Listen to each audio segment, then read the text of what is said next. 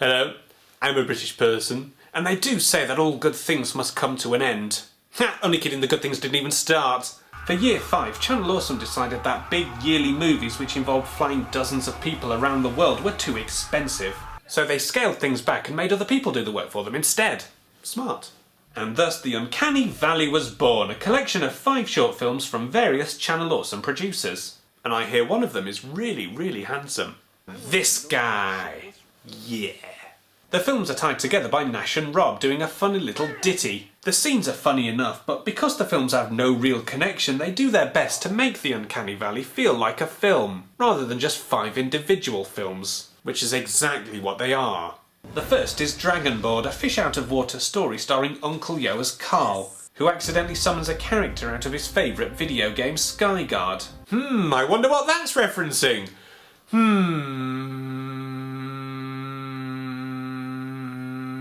Carl is a selfish piece of shit who wants nothing more than to play his stupid game, pissing off his boss, his friends and his girlfriend along the way.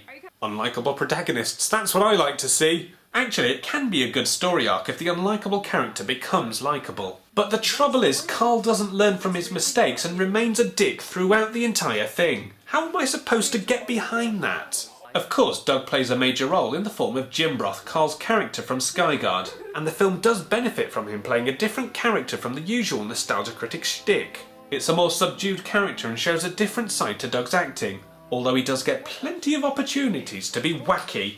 I would have been very sad had there not. Eventually, Jim Broth takes over Carl's life, and by the film's end, he and Carl have completely switched lives. So much so that Carl is actually sucked into the game. I guess the message here is that it's easy to get absorbed into something and have it take over our lives. But it would have been nice for Carl to have at least learnt his lesson and start treating his girlfriend a little better. Dragonboard feels like a step up and more mature, in inverted commas, filmmaking. It's a recycled idea, but a good one, so perhaps in the future it might be nice to have this one revisited. Or not, whatever. The second film is Dragged In by That Sci Fi Guy, a short film about, well, cats. Yep. And aliens. The government have come across an alien signal and they need the vet, that sci-fi guy, to decrypt it. And once he does, it turns out the aliens want to steal all of Earth's cats because they think cat videos on the internet are funny. Aliens are stupid. And so 1 week later, the aliens have all of Earth's cats, which these cameos are super upset about. But it turns out the aliens are a little upset as well. Why do they wait till we're in our rejuvenation chambers before they run back and forth through the ship? That is what I am trying to rejuvenate! If the aliens have all of Earth's cats, then why the hell aren't they swimming in pussy? Thank you. Yes, it seems cats aren't always as funny as they appear online, so they send all the cats home. At least I assume they send all the cats home and not just this one. Then it just ends. What? That was a bit abrupt. What kind of resolution was that? Can you imagine in Taken if the kidnappers had just let Liam Neeson's daughter go and there'd been no chase? What the hell? Still, look at his fuzzy fucking face. Brad Jones' offering, the reviewers, is next, or as I like to call it, my life.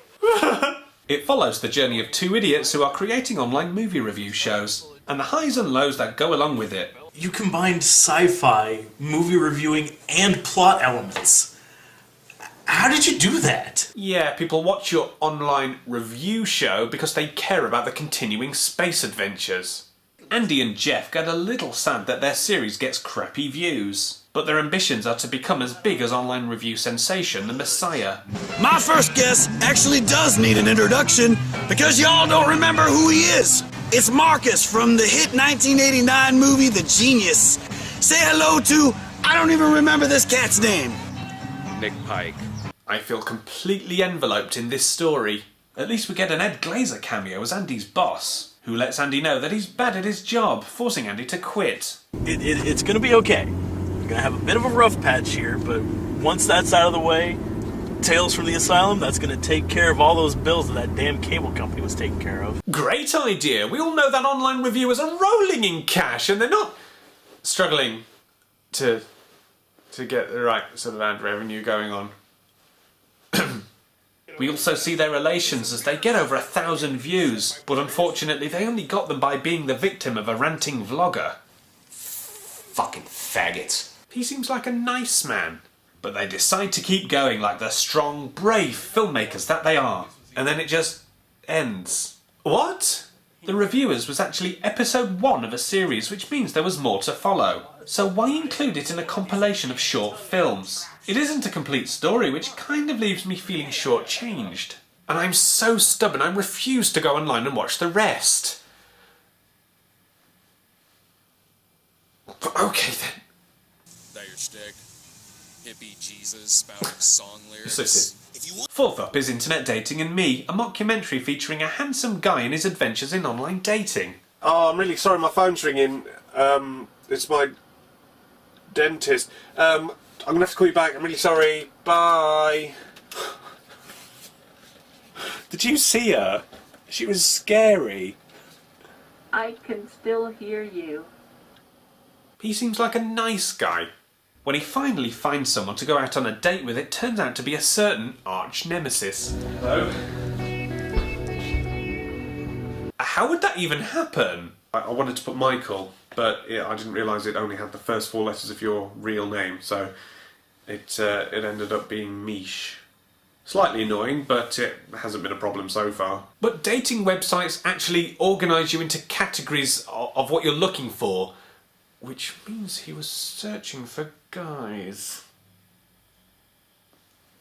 They argue for a bit and we have a cameo by porn director Dick Bush. And then finally Film Brain is poisoned.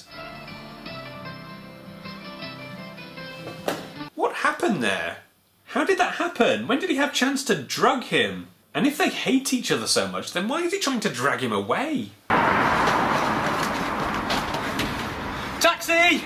Didn't he drive there? Why does he need a taxi? Maybe it's to send Film Brain home and not because he wants to rape him. But then that's just one man's opinion. I may be biased, but it's a fun little short and features one of Film Brain's best performances. Give it a watch, it's pretty funny. Do it now! I've actually uploaded it to YouTube so you can watch the whole thing. Link below.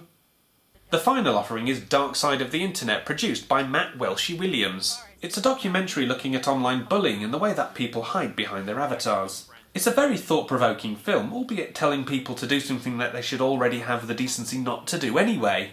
Hey! Hey you! Don't be a dick! As a result of the subject matter, it's a difficult film to make fun of, but it's very well written with great visuals. So go on, give it a watch and hear how not to be a dick on the internet. No! Bad YouTube commenters! Bad! And that, folks, was the last Channel Awesome anniversary movie. There are appearances from various Channel Awesome producers, but they're not all together like they are in the others, so it does lose something. The films themselves are mixed, but there's enough quality in there to outshine the bad. So there we are, the 4 Channel Awesome anniversary movies. I feel a little bit lost now. Don't know what to review next. Hey, James Rolfe, it's Mike. How's it... Mike Jevons. I do Shameful sequels and infomercialism. The review shows, Channel Awesome. It's a website. You've been on it. Nostalgia Critic? Yeah. Hey, Ashens, it's Mike. Hello? Cinema Snob, it's Mike. Well, fuck you too! Hey, is that the Irate Gamer? Great. Actually, fuck that. 'Cause I've got a pussy